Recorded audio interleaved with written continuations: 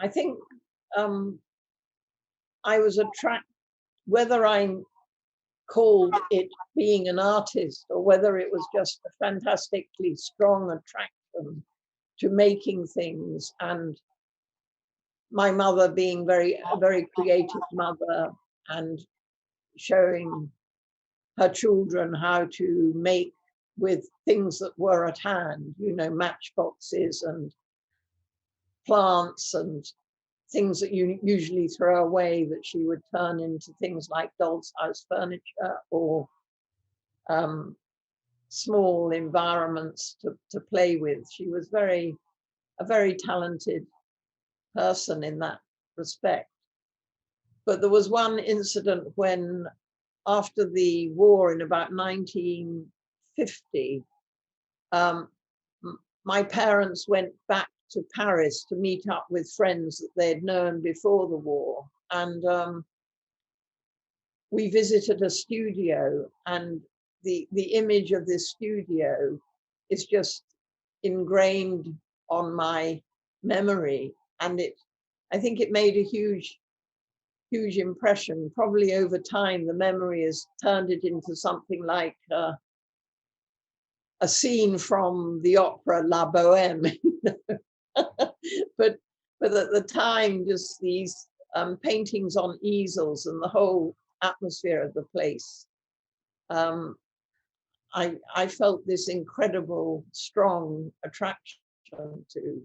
So the idea of making art was quite ingrained from a very young age. And then when I left school, that was the thing I wanted to do.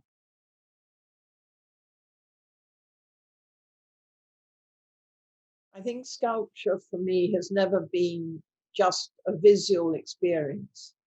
It's been a physical relationship experience of trying to find a subject for my work, but I couldn't actually describe the subject. I know what I'm interested in the world around, but I don't know whether that's the subject or not.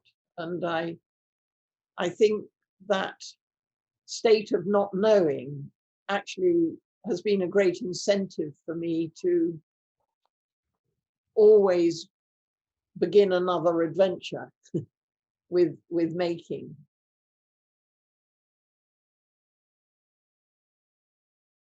The great things about teaching is being constantly introduced to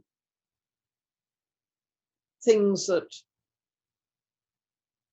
are incredibly unfamiliar, ways of working, seen various trends come and go in art, and therefore had a much wider view and couldn't necessarily be excited by the new trends that were happening.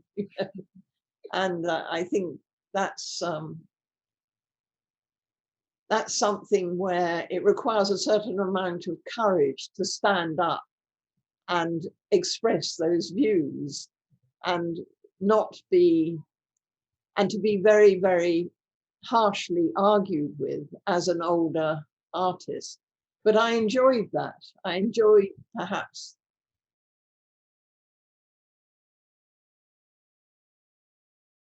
I've always hoped that, going to look at art would change your experience of how you look at the world around, that it would open a vision and a different understanding of maybe what beauty is, that beauty isn't just about itself, beauty. It's about being able to bring to extremely painful, difficult, and often ugly situations, to give those qualities enormous dignity through becoming beautiful in some way. And that is an enhancing experience,